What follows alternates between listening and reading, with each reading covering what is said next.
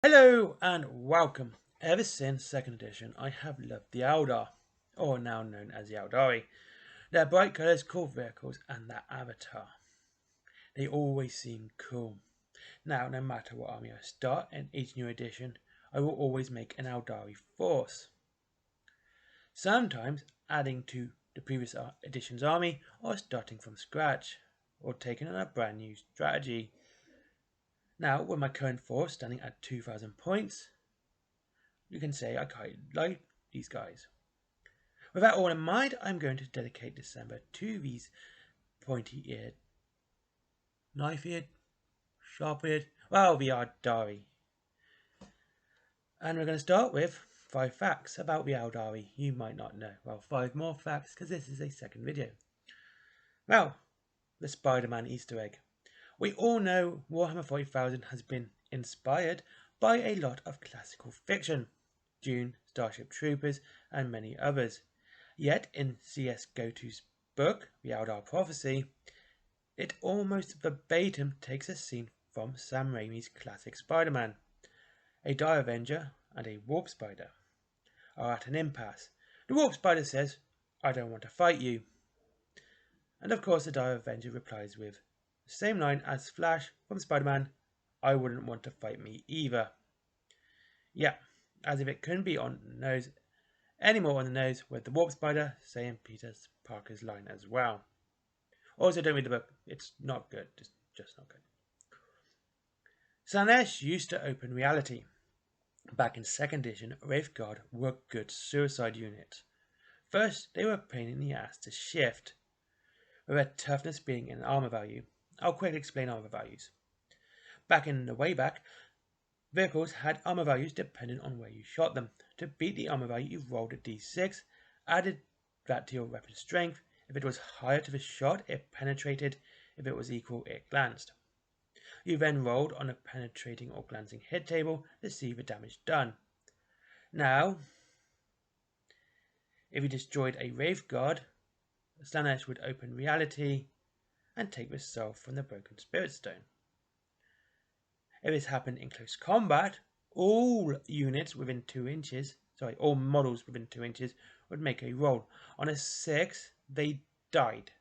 Instant death. This included named characters and everything. So you could literally destroy a model.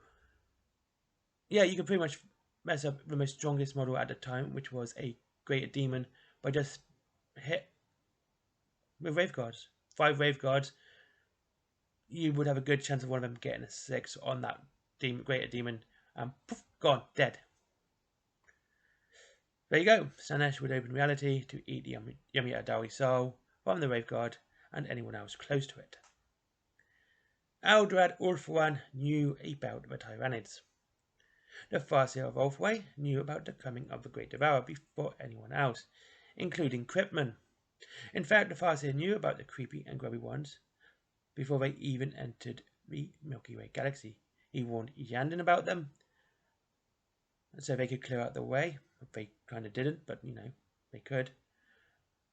Why didn't he warn the Imperium? No, that's pretty simple, really. The Imperium ignored him all the way up to the Emperor.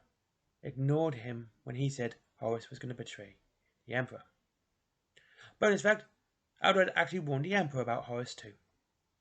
But the Emperor did nothing and probably promoted Horus out of spite. There are 2 dead named characters. Well, not really dead, just never seen again from the 3rd edition codex. 3rd edition codices were really weird. They were super thin, the outer one being around about 50 pages. And that's not even the lore section of most codices. Unless codices are super thin when you're watching this, then maybe so. They also had these kind of build your own named character. Well, named characters and rules that they had, but they had no model. With Eldar, they had Ayana, Ariono, a Yandon Spirit Seer, but always wounded in close combat on a 2+, and her ranged weapon was a strength 9. Now, also, I should mention this, back in 3rd edition, the highest anything could be was 10. So, like, strength, toughness, weapon skill, all of that, the highest it could be was 10. So yeah, her weapon was strength 9, which made it one of the most powerful weapons in the game. She was an absolute beast. The other was Naudu, a firefighter of Sarwin. He rode a custom Viper jet bike that in close combat negated armor saves and ignored crude stunt and shaken. These are both badass models. Both badass rules, and they need new rules and models because I would like to see them. Especially that Eldar has her own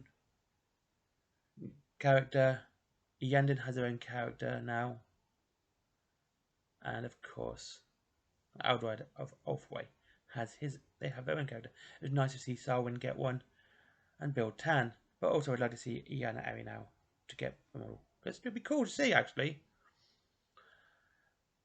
The Eldari think the Imperial are tools. Before the Emperor called the Primarch Gulliman of the Ultramarines a tool, the Eldar was already calling the entire Imperium one giant tool. They believe they can use the Imperium to protect their own asses.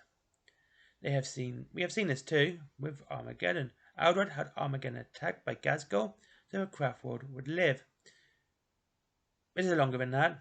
A war boss got off so Ghazghkull could take his place, thus leading Ghazghkull going ham on Armageddon.